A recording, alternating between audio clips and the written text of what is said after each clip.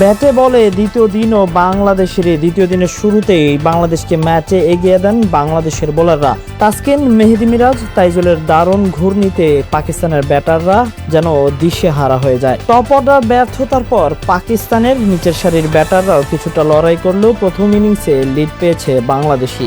এগিয়ে থেকে দ্বিতীয় ইনিংসে ব্যাট করতে নেমে 3 উইকেট হারালেও স্কোরবোর্ডে 100-র বেশি রান যোগ করেছে নাজমুল হোসেন শান্তর দল।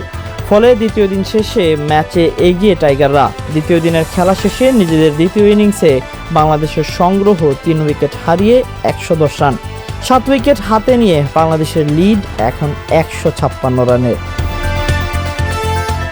80,000 রুপিতে বিক্রি IPL এর টিকিট জড়িত বোর্ডের কর্মকর্তারা। আসন্ন ফিফা বিশ্বকাপে টিকিটের চড়া দাম নিয়ে চলছে তুমুল সমালোচনা।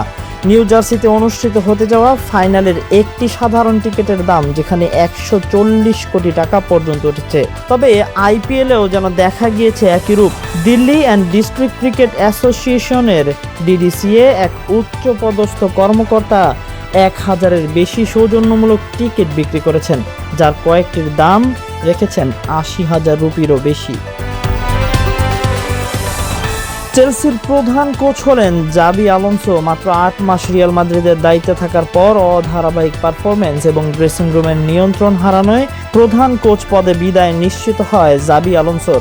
4 মাসের ব্যবধানে সাবেক স্প্যানিশ তারকা এবার নতুন অধ্যায় শুরু করতে যাচ্ছেন। 4 বছরের জন্য চেলসির প্রধান কোচ হিসেবে নিয়োগ পেয়েছেন 44 বছর বয়সী আলোনসো। 2026 বিশ্বকাপও জেতা কঠিন তবে অসম্ভব নয় মনে করেন আর্জেন্টাইন কোচ লিওনেল স্ক্যালোনি। 2022 সালে কাতার বিশ্বকাপে আর্জেন্টিনার 36 বছরের অপেক্ষার অবসান হয় লিওনেল মেসির জাদুতে। আর্জেন্টিনার তৃতীয় বিশ্বকাপ জয়ের পেছনের কারিগর ছিলেন অখ্যাত লিওনেল স্ক্যালোনি। সেই স্ক্যালোনি এখন অনেক পরিণত। তার কোচিংয়ে যুক্তরাষ্ট্র, কানাডা ও মেক্সিকো বিশ্বকাপ খেলতে যাচ্ছে আর্জেন্টিনা। বিশ্বকাপ নিয়ে কনমেবলের সঙ্গে এক সাক্ষাৎকারে স্ক্যালোনি জানিয়েছেন, আরও একটি বিশ্বকাপ জেতা খুবই কঠিন তবে অসম্ভব নয়। সে সঙ্গে মেসির ভবিষ্যৎ নিয়েও কথা বলেছেন তিনি।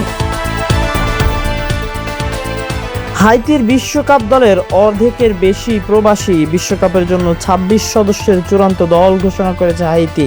1974 সালের পর বিশ্বকাপে ফেরা দেশটির হয়ে যারা বিশ্ব আসরে খেলবেন তাদের অর্ধেকের বেশিরই জন্ম ফ্রান্সে। এছাড়া যুক্তরাষ্ট্র, কানাডা ও সুইজারল্যান্ডে জন্ম নেওয়া খেলোয়াড়ও তালিকায় আছেন। শুধু তাই নয়, হাইতির বিশ্বকাপ দলে থাকা 25 খেলোয়াড়ই বাইরে খেলেন। হাইতির ক্লাবে খেলা ফুটবলার মাত্র 1 জন।